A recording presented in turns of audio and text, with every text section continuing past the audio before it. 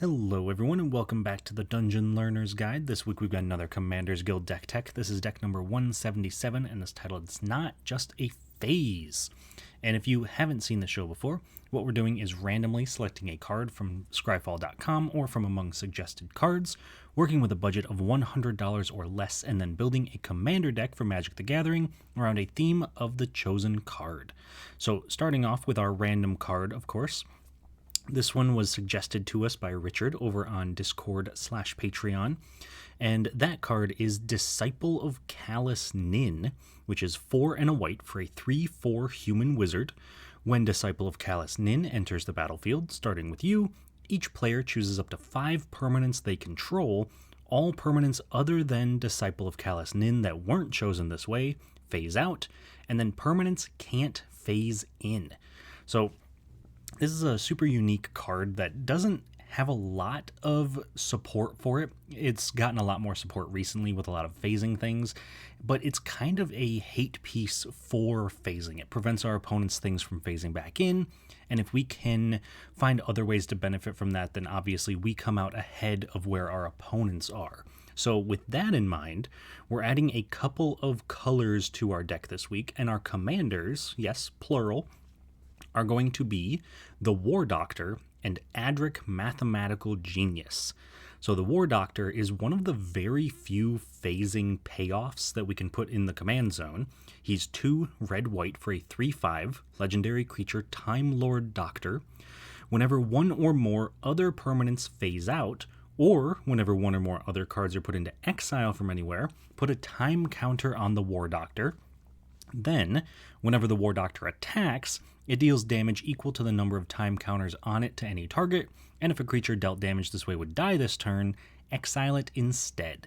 So we get to put a ton of counters on the War Doctor, attack, and then do damage to things. And then we had to find a way to fit blue into the deck because a lot of phasing cards really want blue, and a lot of phasing cards are in blue.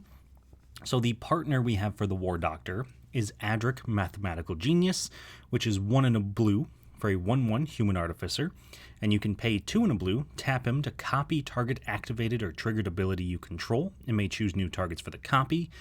Usually that's going to be copying the War Doctor, being able to copy the counters that could put on it or even the damage. And then the other benefit to having Adric is that we can pay 1 and a blue and sacrifice Adric to counter target activated or triggered ability. So that won't come into play very often, but it is something that could be relevant at some points throughout the game. So with that being said, let's take a look at some of our major themes for this week and talk about what makes this deck run. So the first theme, as you may have been able to guess, is of course phasing. Being able to phase out both our own things and our opponent's things makes this deck just kind of run a little bit faster. And it's incredibly important that phasing works the way that it does because it means that things don't trigger leave the battlefield effects, they don't trigger enter the battlefield effects. We're not killing something, so indestructible doesn't matter. It just matters that it's not there for the moment. And so a good example of that is March of Swirling Mist, which is X and a blue for an instant. As an additional cost to cast this spell, you may exile any number of blue cards from your hand, and this spell costs 2 less to cast for each card exiled this way, and up to X target creatures phase out. So if X is 2, we phase out 2 creatures. Now, if we're talking about the War Doctor, this does trigger all in one big phase out, so he will only get 1 counter from March of Swirling Mist. But this is a great way to protect our own things from a board wipe. It's a great way to prevent our opponents from attacking us or doing damage to us, or maybe they need some specific creature in play for a combo, we can get rid of it. It's really just kind of a catch-all, like we can phase out as much as we want, so this is genuinely one of the best phasing effects in the deck, but it is of course by no means the only one. But moving on to our next theme, this one is going to look a little bit weird, but I'll explain that as we go along. That is going to be kind of protection in a way. Because our deck functions mostly as a combo deck, we really need to make sure that we are not taking damage. We need to make sure that we are drawing a ton of cards and kind of preventing what our opponents want to be doing, or at least punishing our opponents from doing what they want to be doing. So a good example of that is the Council of Four, which is 3 white blue for a 0/8 human noble. Whenever a player draws their second card during their turn, you draw a card. Whenever a player casts their second spell during their turn, you create a 2/2 knight creature token. So this is a great way to make a ton of creatures if our opponents are just kind of casting spells, draw a ton of cards if our opponents are drawing cards, and it kind of just functions as additional value throughout the course of the game because we are not necessarily shutting down our opponents, but we're just expecting them to do their own thing, and then this is going to benefit us when they're doing their thing. So it kind of plays in that space of protecting us because it is a 0/8, it does a great job blocking, but it's also just letting us keep up with the rest of the table so that way we can eventually draw into some of our finishers and some of our quote-unquote combo pieces. And I know we haven't quite talked about that yet, but if we move into our third theme, you'll start to notice why we need specific cards out of our deck, because the last theme are cards that make us lose the game. And I know that's a bit of a weird theme, but in other words, if we look at Last Chance here, it's 2 red for a sorcery. Take an extra turn after this one. At the beginning of that turn's end step, you lose the game. So it's a little bit weird that we want to be playing a ton of cards that make us lose the game, but that is kind of where the actual combo piece of this deck comes in, because if we skip ahead to our key cards and we start looking at our first key card, the real MVP of this deck, we start looking at Hive Mind. And Hive Mind is 5 and a blue. It's got an enchantment. Whenever a player casts an instant or sorcery spell, each other player copies that spell. Each of those players may choose new targets for their copy. So in other words, if we cast a spell that says take an extra turn, at the end of that turn you lose the game, but we have maybe something that says you can't lose the game, we are then able to make each of our opponents also take that extra turn and then also lose the game, while we are sitting there perfectly fine, nothing bad is going to happen to us. And because we are worried about Disciple of Caelus Nin and phasing everything in, phasing everything out, we can then use all of our phasing effects, make our opponents copy the phasing effects, because if you notice, it's not each other player may copy that spell. Our opponent is forced to copy that spell. They have to play it. So we can make them phase things out as well, and then prevent them from phasing in with Caelus Nin. But obviously, if we are playing a bunch of those cards, we also need cards like Step Through, because Step Through is going to help us find the Disciple of Caelus Nin. It's 3 blue for a sorcery, return 2 target creatures to their owner's hands, and wizard cycling for 2, so we can pay 2, discard it, and search our library for a wizard, which of course the Disciple is, giving us the access to this kind of out of nowhere. Our opponents may not necessarily see it coming. It is important that the Disciple of Caelus Nin can prevent things from phasing in, so we can cast it after a huge phase out by our opponents. And then this also works well because we're able to get kind of the things that we need at any given time. And finally, moving on to our last key card, this is the Second Doctor. So again, going back to this protection idea, the fact that we kind of just want to sit back, combo off, not let our opponents touch us, we need something that actually protects us. And the Second Doctor is going to do just that, because it's 2 white-blue for a 2/4 legendary creature, Time Lord Doctor.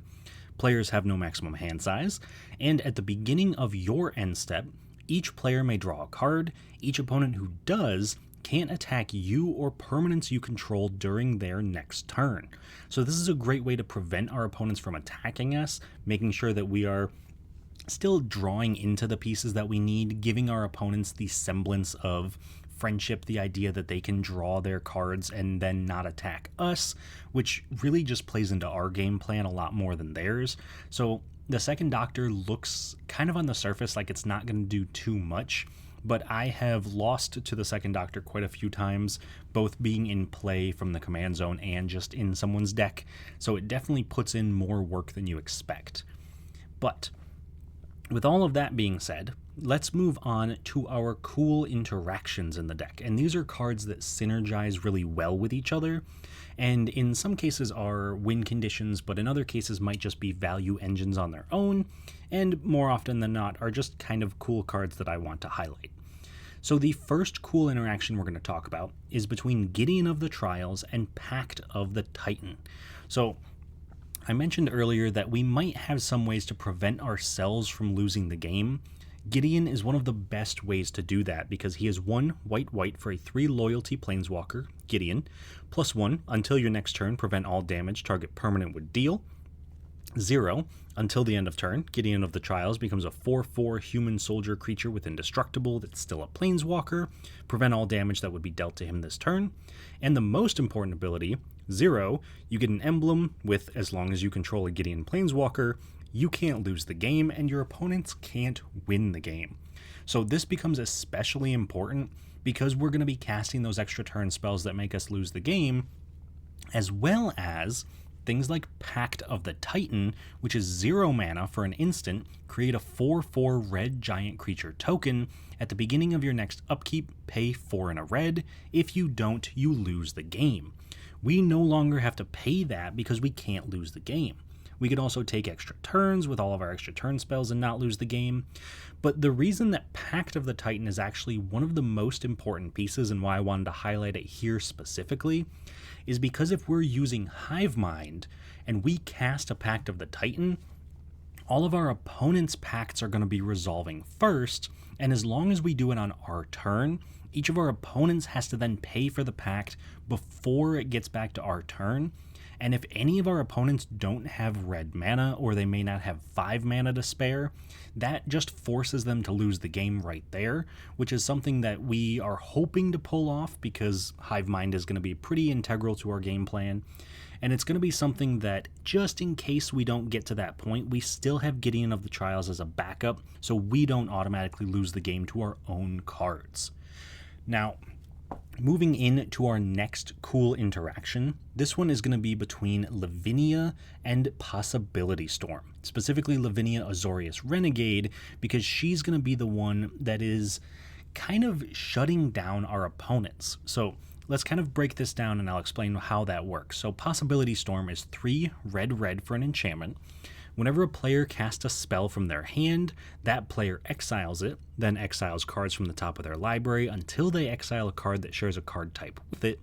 That player may cast that card without paying its mana cost, then they put all cards exiled with Possibility Storm on the bottom of their library in a random order. The specific wording of this is that they are casting the first spell, exiling it, revealing until they hit another card, and then casting that spell for free. Lavinia is a white and a blue for a 2/2 human soldier, and she says that each opponent can't cast non-creature spells with mana value greater than the number of lands they control, and, more importantly, whenever an opponent casts a spell, if no mana was spent to cast it, counter that spell. So Possibility Storm and Lavinia essentially locks our opponents out from playing the game unless they're casting a spell from anywhere other than their hand, because Possibility Storm can't stop that.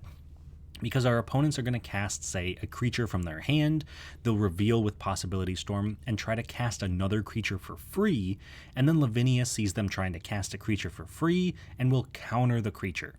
So as long as we have these two cards, our opponents can never activate any spells in their hand, they can't cast anything. The only things they have access to are casting things from the command zone, exile, or the graveyard.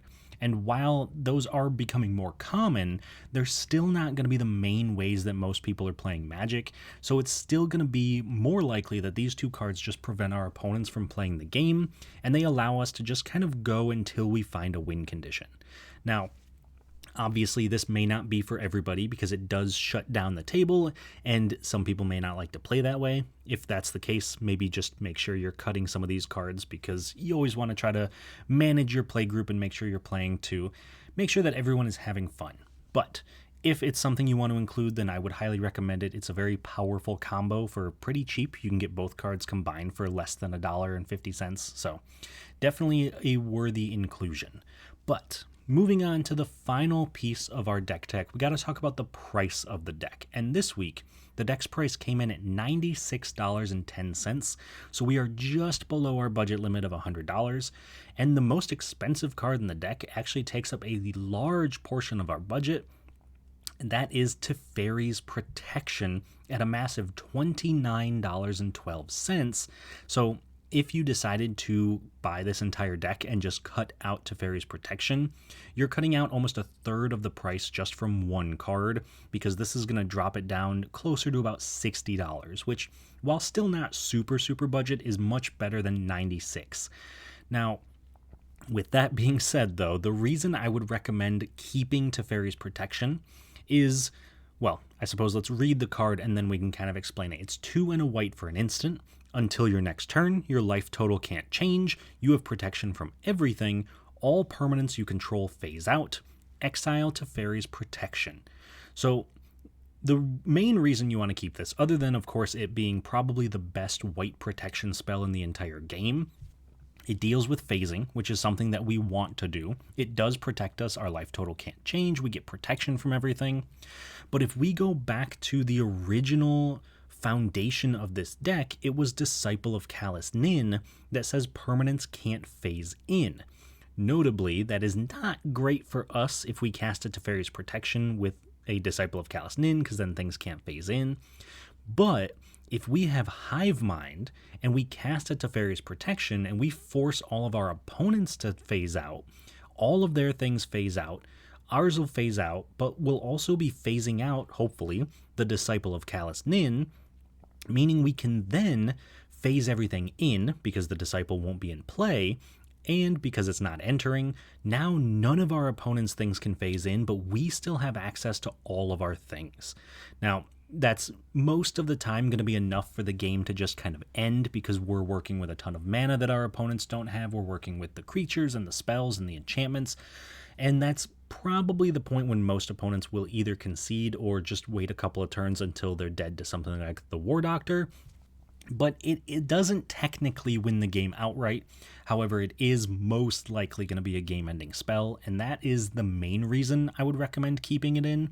Obviously, if you do need to cut it for budget purposes, you certainly can, but that is my suggestion. On the other hand, though, if you're looking for a card to include in the deck that's a little bit outside of the price range, I do have a suggestion for you there as well, because there is another pact that we didn't include in the deck that would be very good here as well. Pact of Negation is 0 mana for an instant that just says counter target spell. At the beginning of your next upkeep, you have to pay 3 blue. If you don't, you lose the game. So similar to Pact of the Titan, this is another way to force all of our opponents to lose the game, but it's also a really good protection piece, because if we have something like Gideon, we don't actually have to pay the upkeep cost. We can just technically lose the game, but then not lose the game, and have a free counterspell ready to go. However, if you're putting in a card into the deck, you would have to take a card out, and the card I would recommend taking out is Prisoner's Dilemma. And that's 3 red for a sorcery. It also has flashback for 5 red, and it says each opponent secretly chooses Silence or Snitch, then the choices are revealed. If each opponent chose Silence, Prisoner's Dilemma deals 4 damage to each of them. If each opponent chose Snitch, Prisoner's Dilemma deals 8 damage to each of them. Otherwise, Prisoner's Dilemma deals 12 damage to each opponent who chose Silence. So it's a little bit of an odd card, but I think the reason that I would recommend taking it out for this deck is that it's really about doing damage to our opponents. It's really about doing that direct burn damage to our opponent's faces rather than creatures or winning through some other combo form. And while that's very good and it can do a lot of damage, I really just put it in here to test it out because I wanted to see how it played. And I don't necessarily think that this is the deck for it. You probably want to put it in something like a Spellslinger deck or in a burn deck, something that can take advantage of the flashback ability of the fact that it's a sorcery or the damage that it's going to be doing to our opponents. And like I said, I don't think this is the deck for it, although I do think it is very good, and it's definitely a fun game to keep the table interacting with each other. But those are our budget sections, and honestly that's our deck tech as a total. So the next thing we're going to have to do is take a look at how this deck performs in a game and make sure that it's actually functioning. Before we get to that, though, I do want to take a second to highlight some of the ways that you can help support the channel if that's something you're interested in doing. As always, you can just like the video and subscribe to the channel. That does help out quite a bit. But if you're looking to go a little bit above and beyond, you can also find us over on Patreon, patreon.com/dungeonlearnersguide, and right here on YouTube as a channel member. If you join either of those places, you get access to things like the deck lists a week early, you get access to the unedited gameplay, you get access to a Discord channel where we brew up a lot of the decks and also play the games. So if you've ever wanted to be on the channel, that would be a great way to do it. But of course, we got to shout out all of our current patrons and channel members. So a huge thank you goes out to William Swiftfoot, Doodle, Eric Hui, Jeff Winger, Jeffrey Boos, Salty and Sunshine, Tyler Esme, Sven van Nimwegen, Patty Whack, Devin Purser, Brian Haney, Keegan Tawney, and Elias Meza. So to all of you, thank you all so much for all of your support. And like I said, if you can't join the Patreon or the channel membership, I completely understand. Please do just like the video and subscribe.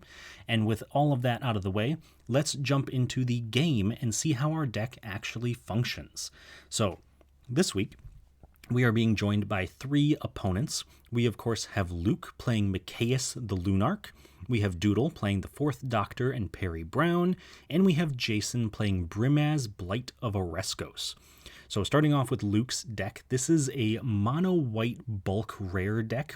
This deck has shown up on the channel before, but essentially it is all bulk rare. So everything in the deck is designed to be a rare or mythic rare that is 25 cents or less, because he really wants to highlight the fact that there are a lot of really good bulk rares. And you may notice as the game goes on that all of his lands are actually the full art basics, I believe, from March of the Machines. They might be from a different Phyrexian set, but he specifically went out of his way to make sure that the basic lands were the most expensive part of the deck, because he just wanted it to kind of feel like it was bulk rares. And despite that, this deck functions really well. It has a very large +1/+1 counter and token sub-theme, so it definitely puts in a lot of work, and it's definitely a deck to be aware of. Moving on to Doodle and his 4th Doctor and Perry Brown deck. This is another deck that we've seen on the channel before. This is a legendary creature deck, but it's more specifically like Doctor Typal. He really wants to play heavily into the fact that he's playing every Doctor he can. He's got a ton of the Doctor's companions. He's got cards that care about legendaries. And a lot of this is really designed to take advantage of the fact that the 4th Doctor and Perry Brown as well both care about historic spells, so being able to convoke them, cast them from the top of his library. He's got ways to draw extra cards and make copies of his things, so it really does feel like things are just kind of a snowball with this deck. Like once he gets going, it's hard for him to stop. And so I think because of that, that is probably the deck that I am the most concerned about at the table. And then finally, of course, we have Jason and his Brimaz deck, and this is 100% a Phyrexian typal deck. So every single creature, or I believe every single creature, it might not necessarily be all of them, but at least most of them, are Phyrexian. So he wants to incubate a ton of times, he wants to proliferate, put a bunch of +1/+1 counters on them, do some slight infecting, make some mites, do a bunch of Phyrexian stuff, and is a very cool thematic deck. This is going to be my first time playing against it, but I've seen some of the cards that are in it, and it definitely seems like a very cool just playstyle and synergy deck, and so I'm very excited to see what he can do with it. And I know that the face commanders of some of the precon decks tend to be Jason's go-to. They tend to be very strong. He tends to make very good decks out of them, so I'm excited for this game. I hope you all are as well. Let me know down in the comments which deck you think is going to be our winner. Make sure you get your predictions in. But other than that, I hope you enjoyed the deck tech. I hope you will enjoy the game, and I will talk to you all once it's done. At the start of the game, Luke goes first, followed by myself, Doodle, and then Jason. On Luke's first turn, he plays a Plains. I play a Temple of Enlightenment, scrying 1. Doodle plays a Temple of Plenty, scrying 1. Jason plays a Plains. Luke plays a Plains and casts his commander, Micaeus the Lunarch, for X = 1, so he enters with a single +1/+1 counter. I play a mountain and cast an Azorius Signet. Doodle plays a Seaside Citadel. Jason plays a Plains and casts Mindstone. Luke plays a Plains.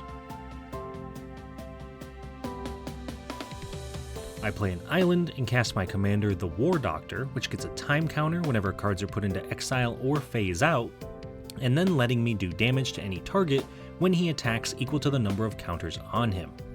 At the end of turn, Doodle casts Worldly Tutor, searching his library for a creature, specifically Bloom Tender, putting it on top of his library.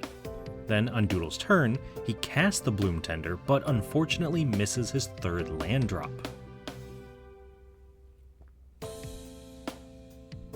Jason plays a Fetid Heath and casts his commander, Brimaz Blight of Oreskos, letting him incubate X whenever he casts a Phyrexian or artifact creature, where X is the mana value of that spell, and then at the beginning of each end step, he also proliferates if a Phyrexian died under his control that turn. At the end of turn, Luke taps Mikaeus to put a +1/+1 counter on himself, and then on his turn, he plays a Plains and casts Ichor Elixir. I play a Temple of Epiphany, scrying 1, and cast the Pandorica, letting me pay 2 and tap it to phase out another non-land permanent until the Pandorica becomes untapped, and I may choose not to untap it in my untap step. On Doodle's turn, he casts a Soul Ring, then casts Cultivate, searching his library for 2 basic lands, putting one into play tapped and the other into his hand, but he also plays the forest that he gets as his land drop for the turn. On Jason's turn, he casts a Commander Sphere, then attacks Doodle for 3 with Brimaz, and in his second main phase, cast Metastatic Evangel, letting him proliferate whenever another non-token creature enters under his control. This also triggers Brimaz, so he incubates 2, and at the end of turn, Luke activates Mikaeus, putting another counter on his commander. On Luke's turn, he plays a Plains and casts Skyboon Evangelist, supporting 6 when it enters, letting him put a +1/+1 counter on itself, Bloom Tender, and Mikaeus, and giving any creature with a +1/+1 counter flying if it attacks one of his opponents. He then cast Investigator's Journal, entering with 2 suspect counters, since the most creatures a player controls is 2, letting him remove a counter to draw a card. On my turn, I play a mountain and cast Solemnity, preventing counters from being put on players, artifacts, enchantments, creatures, and lands. In response, Luke removes a counter from Mikaeus to put a +1/+1 counter on all his other creatures, then I cast my other commander, Adric Mathematical Genius.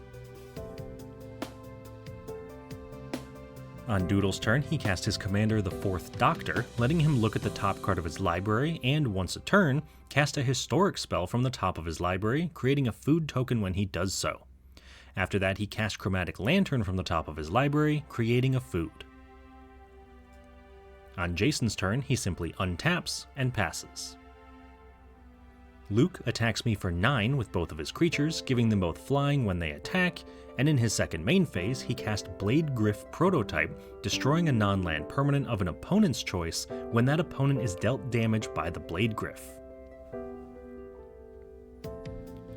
To prevent getting beaten down by the 2 counter-focused decks, I activate the Pandorica, phasing out Solemnity and putting a time counter on the War Doctor.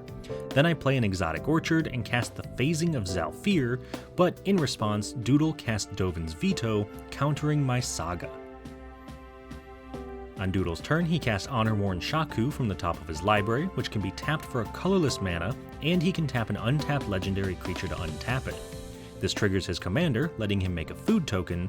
Then he casts the War of the Last Alliance, searching his library for a legendary creature, putting it into his hand, specifically getting the 2nd Doctor.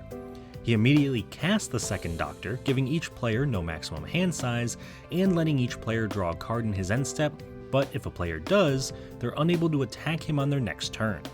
This turn, each player chooses to draw a card, meaning none of Doodle's opponents can attack him on their next turn. At the end of turn, Jason pays 2 mana to turn his Incubate token into a 2/2 creature. Then, on Jason's turn, he plays a Plains and casts Bloodline Pretender, naming Phyrexian so it gets a +1/+1 counter whenever a Phyrexian enters under his control. This also triggers the Evangelist and Brimaz, letting him incubate 3 and proliferate. He also cast Blade Splicer, creating a 3/3 Golem token and giving all his golems first strike. This puts a counter on the Pretender, lets him incubate 3, and lets Jason proliferate. Finally, he attacks Luke for 4 with his original incubate token, and at the end of turn, Luke removes a counter from Investigator's Journal to draw a card. On Luke's turn, he plays a Plains, and attacks me for 3 with the Blade Gryph, and attacks Jason for 4 with the Sky Boom. When I take the damage, it triggers the Blade Gryph prototype, letting me destroy the War of the Last Alliance. In his second main phase, Luke casts Zeriam Golden Wind, letting him make a 2/2 Griffin token whenever he deals combat damage with a Griffin. He then also casts Declaration in Stone, exiling Jason's Evangelist and letting him make a clue token while I put a counter on the War Doctor. When I untap for turn, I untap the Pandorica, meaning Solemnity phases back in. Then I play an island and activate the Pandorica, again phasing out Solemnity, and activating Adric to copy the War Doctor's triggered ability, putting 2 more time counters on him. On Doodle's turn, he casts Sakashima of 1,000 Faces, entering as a copy of the Second Doctor, and preventing the Legend rule from applying to his permanents. After that, he casts Quantum Misentanglement, making a token copy of the Second Doctor. Notably, since the Misentanglement has Rebound, it's exiled on resolution, meaning the War Doctor gets another counter. Once that's resolved, Doodle casts Search for Glory, searching his library for a legendary card, specifically Captain Sisay, putting it into his hand. Then, at the end of turn, all 3 copies of the Second Doctor trigger, with each player choosing to draw 3, so nobody can attack Doodle on their next turn. Jason plays an Evolving Wilds and casts Completed Huntmaster, incubating 3 when it's cast, then also putting a counter on the Bloodline Pretender. He also cast Bitterthorn, Nissa's Animus, creating a Phyrexian Germ token when it enters, equipping it to the Germ, giving it +1/+1 and letting him search his library for a basic land, putting it into play tapped whenever it attacks. Since the Germ is a Phyrexian, this puts another counter on the Pretender. He then moves to combat and attacks me for 6 with the Bloodline Pretender, and at the end of turn, Jason sacrifices Evolving Wilds to search his library for a basic land and put it into play tapped. Still at the end of turn, Luke removes a counter from Macias to put a +1/+1 counter on all his other creatures. On Luke's turn, he plays a Plains and attacks Jason for 8 with the Blade Gryph prototype and Zeriam, making 2 Griffin tokens when they deal damage, but we accidentally forget about Jason destroying something with the Blade Gryph. On my turn, I simply play a Mountain and pass. In Doodle's upkeep, he cast Quantum Misentanglement with Rebound, creating yet another copy of the Second Doctor, then plays Gallifrey Council Chamber from the top of his library, creating a food token and surveilling 1. He casts the 8th Doctor, milling 3 cards when it enters and letting him play a historic land or cast a historic permanent from his graveyard once a turn, which he immediately does, casting the Relic of Legends that he just milled, allowing all his legendary creatures to tap for a mana of any color. After that, he cast Fabro Elder, and cast the First Doctor, searching his library for TARDIS, putting it into his hand, and now letting him put a +1/+1 counter on an artifact or creature whenever he casts a spell with Cascade. At the end of turn, all 4 copies of the Second Doctor trigger, with only Doodle and I choosing to draw 4 cards, so Luke and Jason are free to attack Doodle on their turns. On Jason's turn, he casts Dark Steel Splicer, creating a number of 3/3 Phyrexian Golems equal to the number of opponents he has whenever it or another non-token Phyrexian enters the battlefield, and also giving his Golems indestructible. This lets him incubate 7, create 3 Golems, and put 4 +1/+1 counters on the Pretender. He then attacks Doodle for 14 with the Pretender, a Germ token, and a Golem token, searching his library for a basic land and putting it into play tapped. Before damage, Doodle casts Path to Exile, exiling the Pretender, putting a counter on the War Doctor, letting Jason search his library for another basic land, putting it into play tapped.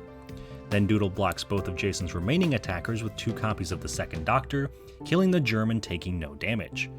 In Jason's second main phase, he plays an Orzhov Guildgate and proliferates at the end of turn. Also at the end of turn, Luke removes a counter from Macias to put a +1/+1 counter on each of his other creatures, and also sacrifices his Investigator's Journal to draw a card. Luke plays a Plains, then attacks Doodle for 11, me for 5, and Jason for 2. Before damage, he activates Caelus to put a +1/+1 counter on all of his other creatures, letting Doodle destroy Blade Splicer when the Blade Gryph deals damage, and also letting Luke create 4 more Griffin tokens.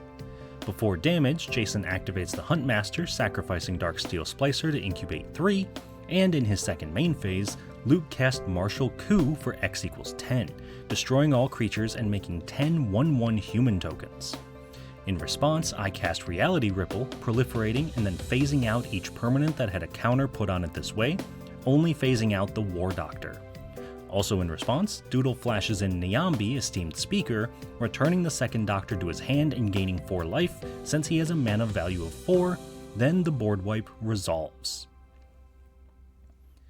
In my untap step, the War Doctor and Solemnity phase back in, then I cast 9 lives, preventing all damage that would be done to me and putting an Incarnation counter on it whenever damage to me is prevented.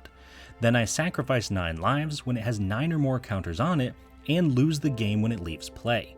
Thankfully with Solemnity, I'm unable to put counters on it. I then play a Plains and pass.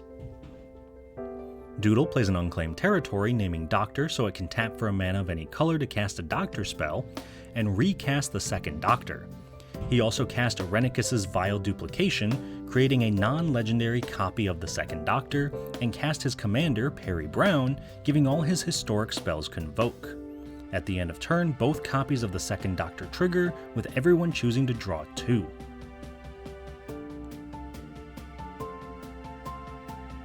On Jason's turn, he cast Utter End, exiling my Solemnity and putting a counter on the War Doctor. He also cast Norn's Inquisitor, incubating 2 when it enters, and putting an additional +1/+1 counter on a permanent he controls whenever it transforms into a Phyrexian. Luke plays a Plains and casts Twilight Drover, putting a +1/+1 counter on it when a creature token leaves the battlefield, and letting him remove a counter from it to create 2 1/1 Spirit tokens.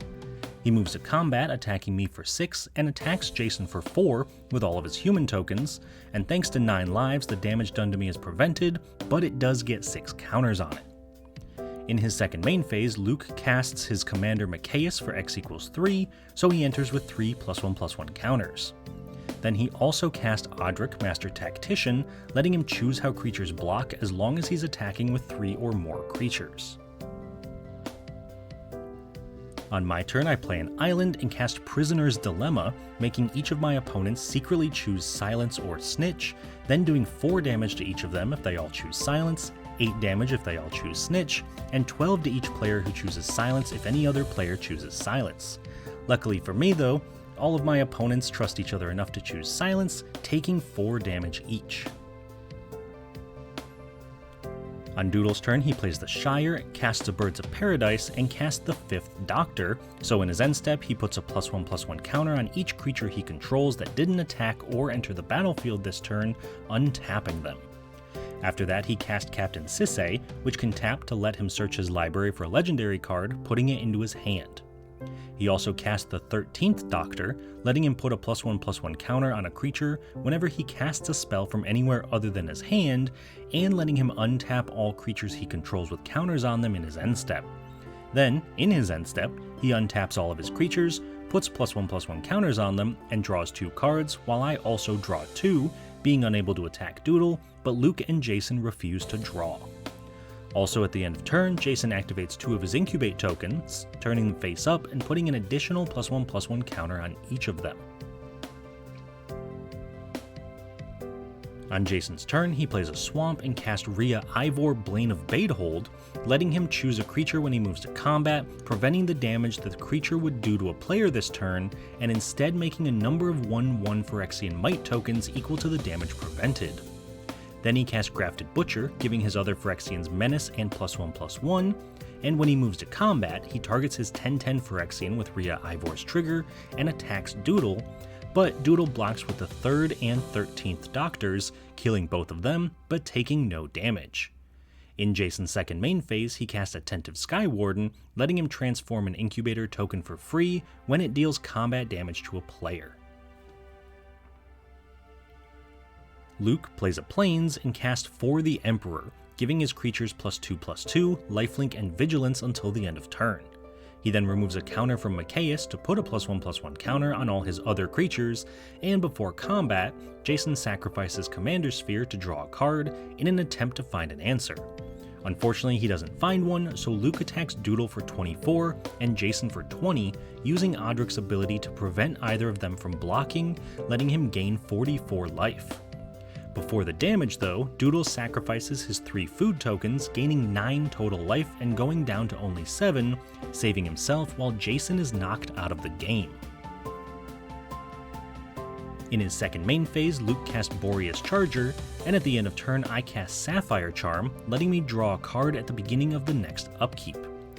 So in my upkeep I draw for Sapphire Charm, then play an island, and cast Boros Signet, before recasting my commander Adric.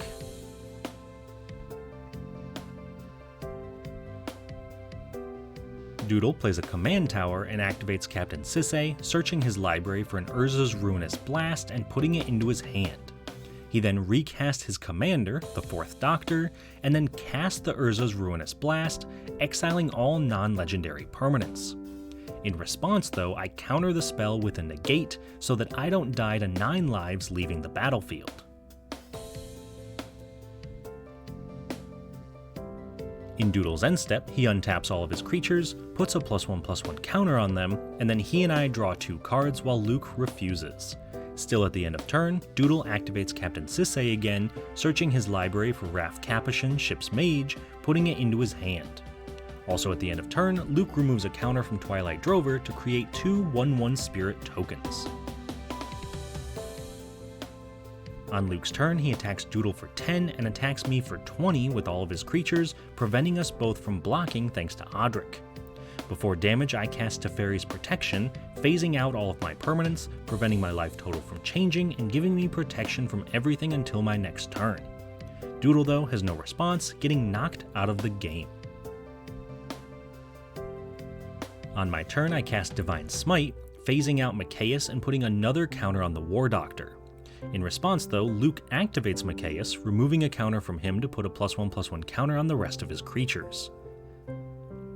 I then move to combat and attack Luke for 3 with the War Doctor, also doing 7 damage to him with the War Doctor's ability.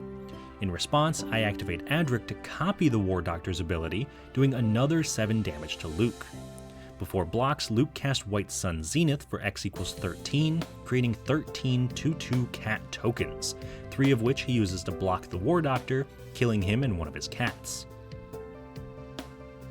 In my second main phase, I Wizard Cycle Step Through, searching my library for a wizard, specifically Disciple of Caelus Nin, putting it into my hand. Once that's resolved, I cast Gideon of the Trials, immediately activating his +0 ability to create an emblem that prevents me from losing the game as long as I control a Gideon Planeswalker. Then I cast Warrior's Oath, taking an extra turn after this one, but losing the game in that turn's end step.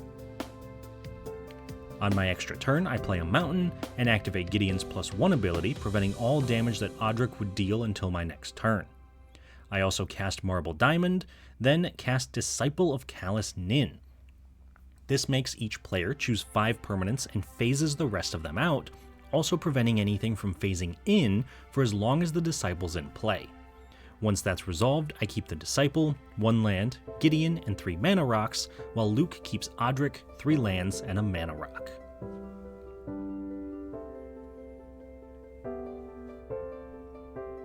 On Luke's turn, he plays a Plains.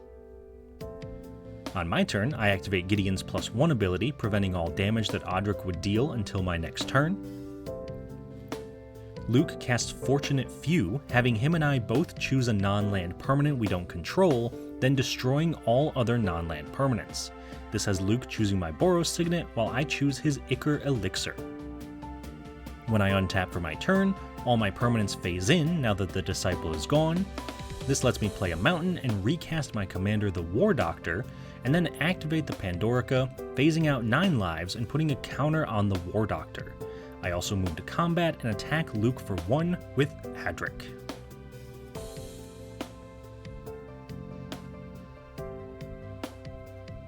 In Luke's untap step, all of his permanents phase in, and he attacks me with all of his creatures except for 11 cats and Caelus.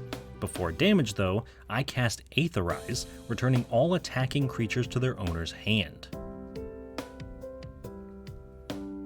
In Luke's second main phase, he removes the final counter from Caelus, killing his commander and putting a +1/+1 counter on all of his creatures.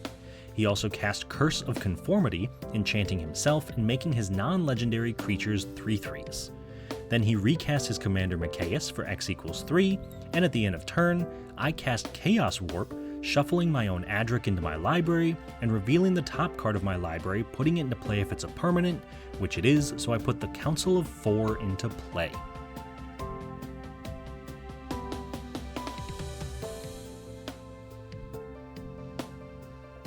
On my turn, I cast a Phyrexian Unlife, making it so that I don't lose the game for having 0 or less life, but as long as I have 0 or less life, all damage is done to me as though it's Sourcehead Infect. At the end of turn, Luke casts Deicide, exiling the Unlife, but in response, I cast Chef's Kiss, copying the Deicide and choosing new targets for both the copy and the original from among targets I don't control. This means both copies target Luke's Curse of Conformity, exiling that instead. This also triggers the Council of the Four since I cast my second spell, making me a 2/2 Knight token. On Luke's turn, he attacks me for 33 with all of his cat tokens, putting me below 0 life, but the Phyrexian Unlife keeps me in the game. In his second main phase, he recast Twilight Drover and Boreas Charger, making me another Knight token, then he cast Cultivator's Caravan and Hithlane Rope.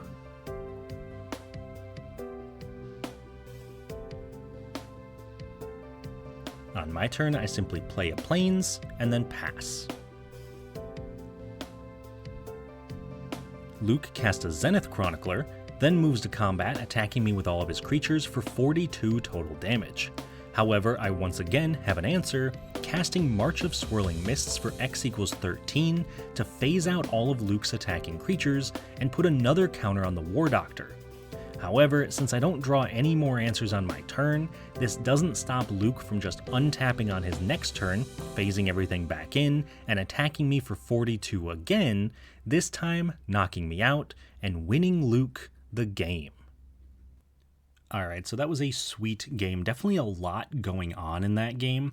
Being able to go from the bulk rare mono white deck to the Doctor Typal to us phasing and the Phyrexians, there was really a lot happening, but it was a lot of very cool stuff.